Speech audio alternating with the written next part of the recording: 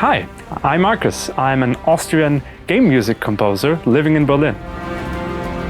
The music of Gangs of Sherwood is like a wild ride in a distorted medieval setting with electronic but still also orchestral elements that we can combine the sci-fi, fantasy and medieval world.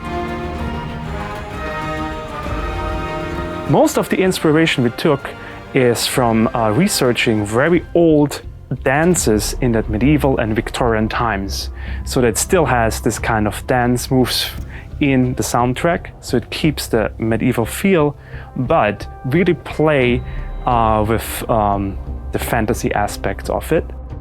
One of the challenges for this soundtrack was to merge the sci-fi, fantasy and medieval settings.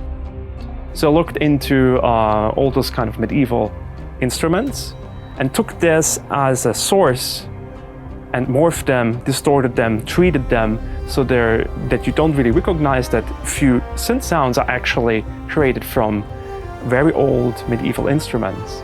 And I took that approach to simply have like the modernness in it, but still refers to the medieval setting. We have done several research simply to find the instrument that represents the world of gangs. And therefore we used instruments like the straw violin, hurdy-gurdy, and also distorted instruments, medieval, skin drums, and electronics. As we have done a research, I came across that instrument that I thought was really fitting for the world, and it was the straw violin. So I forwarded a picture of that instrument to the director and audio studio we are working with, and the reply was, if there is an instrument out there that is literally coming from that kind of universe, then it would be the straw violin. You can imagine that instrument like a normal violin, but with a big metal funnel attached to it. And that was really the look of what you also see in the game here and there with the metal and tech medieval kind of setting. Interaction, of course, is always a big part of game music. So in Gangs, when you fight a lot, there are several music layers popping up how you perform in your fight.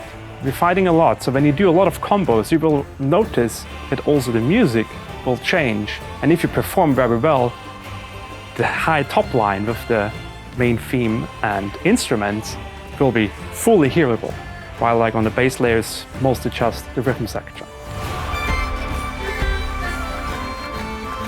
The main theme was very fun to create. It was surely one of the first kind of melodic ideas that I had to put in an interval, especially at the beginning, that really represents the game's intentions.